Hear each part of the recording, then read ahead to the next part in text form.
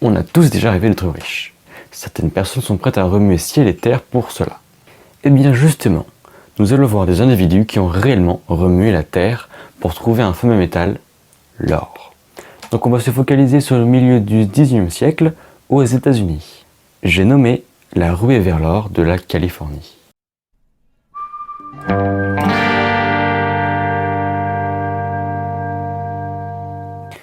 Pour commencer, le terme ruée vers l'or, c'est une expression qui désigne l'arrivée massive de personnes sur un territoire potentiellement regorgeant d'or.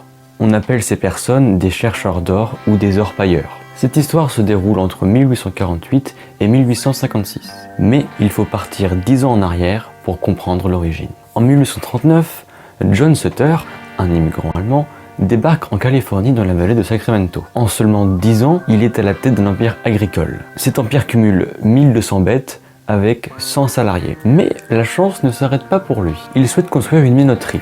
Donc c'est juste un moulin mais puissance 1 milliard, c'est-à-dire que l'on va produire beaucoup de farine de blé pour ensuite les redistribuer aux marchands.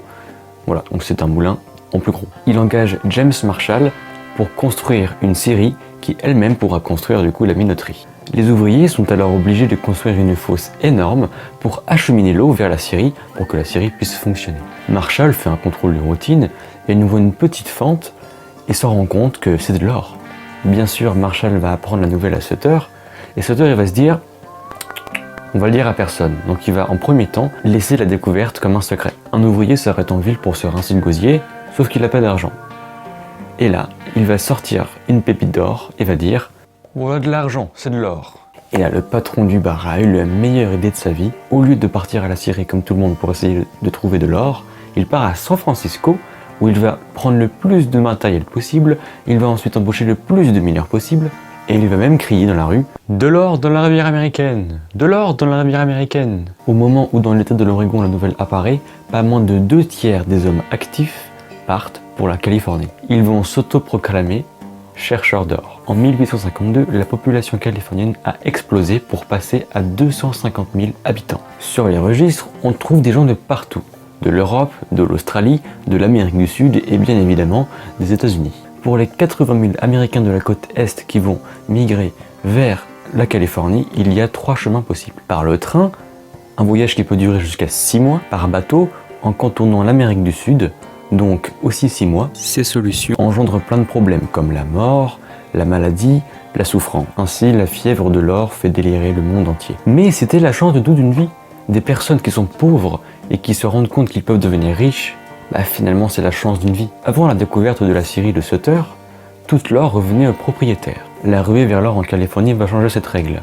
Le simple commun des mortels pourra devenir riche car tout ce qu'il trouvera, il pourra le garder. Vous avez là des tas de mineurs indépendants qui travaillent sous le froid et qui se ruinent la santé.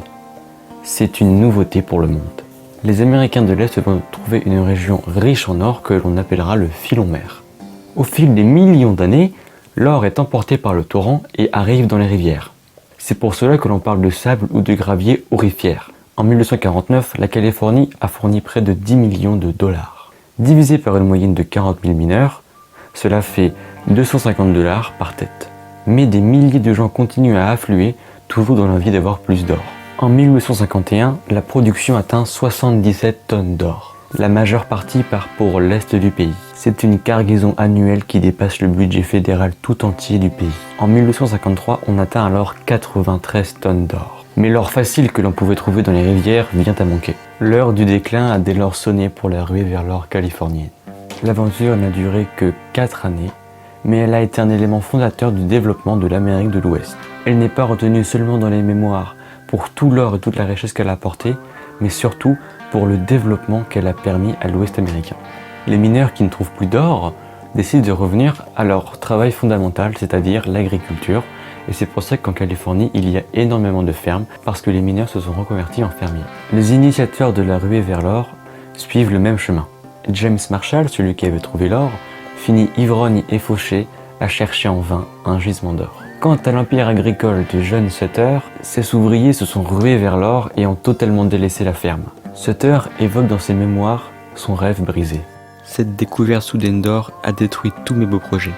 Si j'avais réussi seulement quelques années avant qu'on ne trouve de l'or, j'aurais été le citoyen le plus riche de toute la côte pacifique. Mais au lieu d'être riche, je suis ruiné.